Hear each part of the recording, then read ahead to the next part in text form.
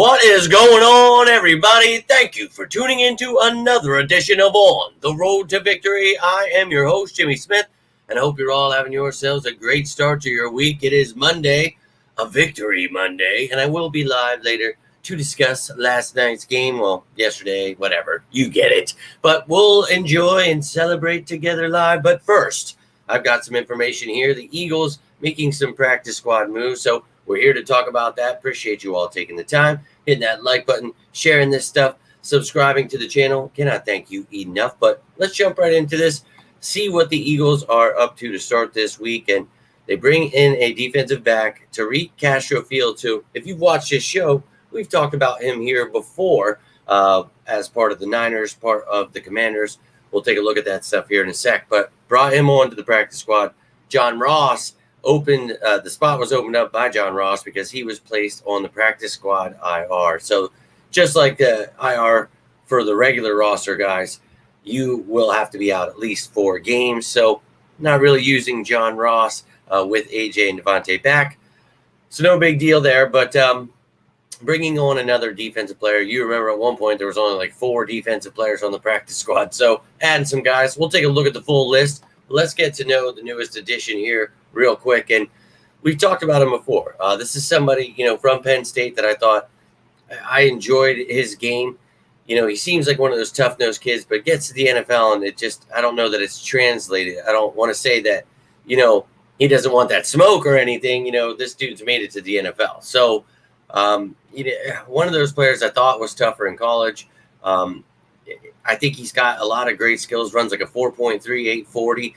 I think that, he's a very athletic kid, versatile piece that plays zone man. But I just think that he needs a lot of coaching up, needs to hone in on his skills. He's kind of all over the place. I would say, as much as I talk about being tough, he is good against the run, but his tackling is kind of all over. And not like Sidney Brown kind of way where, I don't know, man.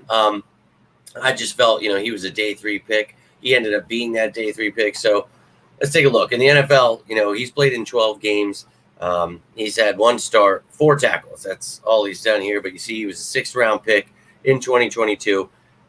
This is his 3rd season. He originally was with the Niners. Then the Commanders grabbed him. We talked about him that year. The Panthers here. This season, he was with for a second. But 25 years old, 6'1", 197. That's some good size here. And, that's a piece you can play with, and you never know in the right system. Vic Fangio gets his hands on him. He's like surrounded by guys like Darius Slay who can really help him out. And, you got young guys like Quinyon Mitchell, Kaylee Ringo, Isaiah Rodgers, Cooper DeJean here that can help him along the way. So, hey, anything can happen. And in college, I thought I liked the kid. 51 games.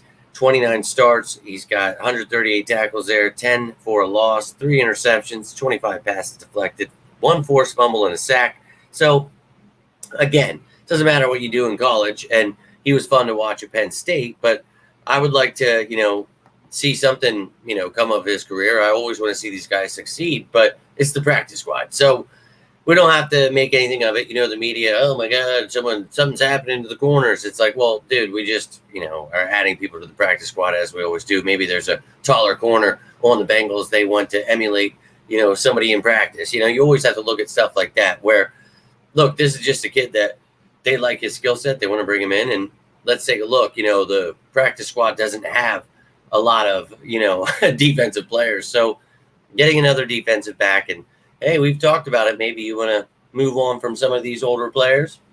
But no, this is a practice squad move, so we won't read too much into it.